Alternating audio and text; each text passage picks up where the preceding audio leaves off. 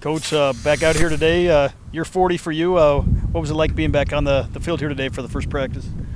It was fun, a lot of energy. Guys that, really obviously trying to prove themselves. A lot of experienced guys who are able to, run a lot of plays, and the defense always wants to win this time, time of year with no pads on, and so it's hard to kind of manage team periods. But other than that, it was really good. Guys really worked hard, and it was just refreshing to be out here with them again, and knowing the journey begins again. Obviously, a lot of talent on the field. How much does it help having some of that veteran experience, guys that got a lot of playing time last fall, and having those guys back? It's great. Last year, like Carson Gulker got thrown in there, with injuries and stuff. So now he's an experienced quarterback. Myleik is obviously a very experienced quarterback. Trinidad has gotten a lot of reps. So we love that. Obviously, Xavier back helps us a lot at that position with, a lot of guys that, have been here the long time. C.J. Jefferson, obviously a guy that's been around a long time. It's really good. That's just on the offensive side of the ball. And on defense, we got Larray Oladipo and Ian Hall both playing ends. Des Lance, he's been here for a long time. He's also an end. Off the top of my head, there's just a lot of guys that have been around here a long time, and so it makes your practices more efficient, gives you a little bit more confidence about your ability to just execute our systems.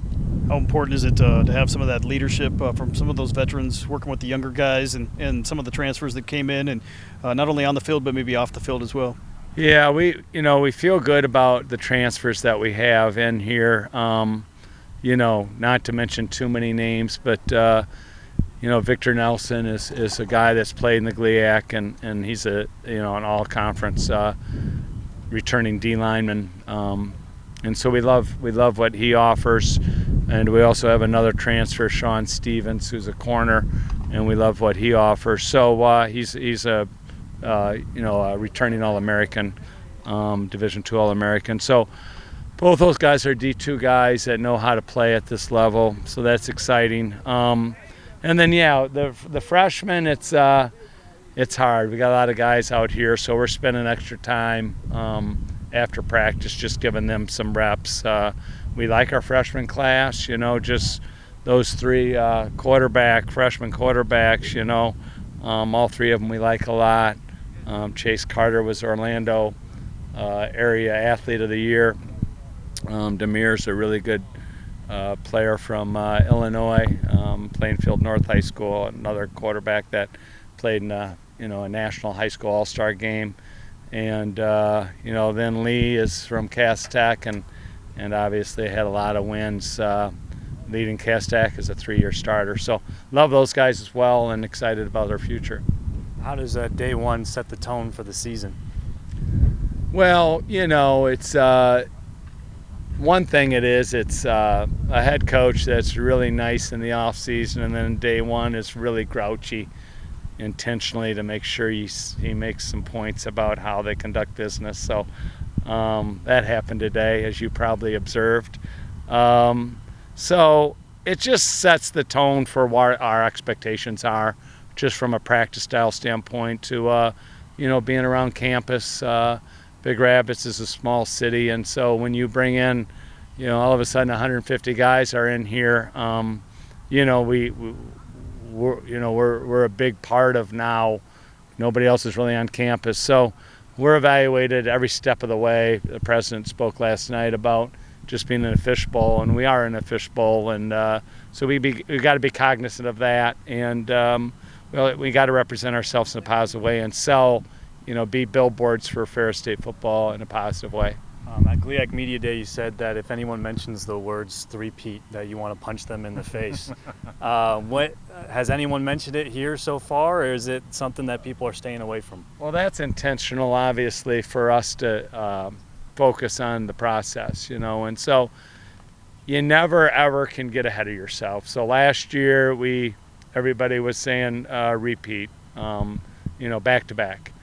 And so I didn't want to hear that either. We ended up being a back-to-back national champ, but our expectations are just for growth. And so we're not focused on the end process. We're focused on the beginning process. And the beginning process is get ready for Mercyhurst. And so ultimately it's one of those things where you just got to focus on being the best version of yourself, continue to grow, continue to execute, continue to be disciplined and passionate about what we do, and then we'll see what happens at the end. But we didn't talk about national championship last year after the first one, and we're not going to talk about another national championship. It's just not the way we're built.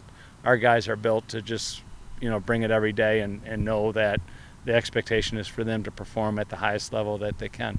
To have a guy like Marcus Taylor on staff who's been there, done that here, how beneficial is it for the guys to learn from someone who's been there and done that? It's been a great way of doing things for us. I think we got 5 of them that have played here. So people would say, how do you have a guy that played last year be, at running back, be a running back coach now? He coaches that position. Well, it's easy because he led that position last year. And so he's a superstar kid, a guy that, knows what it takes to be successful. So it's awesome. We got Javon Shaw, who played for us last in 19. He's working for us. Swat's working for us right now as a tight end H-back. Shreve is working for us. He's a defensive line assistant. And Jordan Jones, who played nose guard for us last year, he's working with a linebacker. So there's 5 guys who have played for us from 19 or forward to 2022 who are coaching for us now. So it's a blessing. It's they know what it's all about. All those guys did it the right way here, and so it's a blessing to have them, and their future is very bright. We had Dylan Roney here years back, and he now coaches Michigan's edge players on defense, so the University of Michigan. So we're proud of the guys that played for us here and now are coaching elsewhere. Hunter Thompson's the O-line coach at Hope College. Casey Zenner's outside linebacker coach at Western Michigan. So it's cool to see.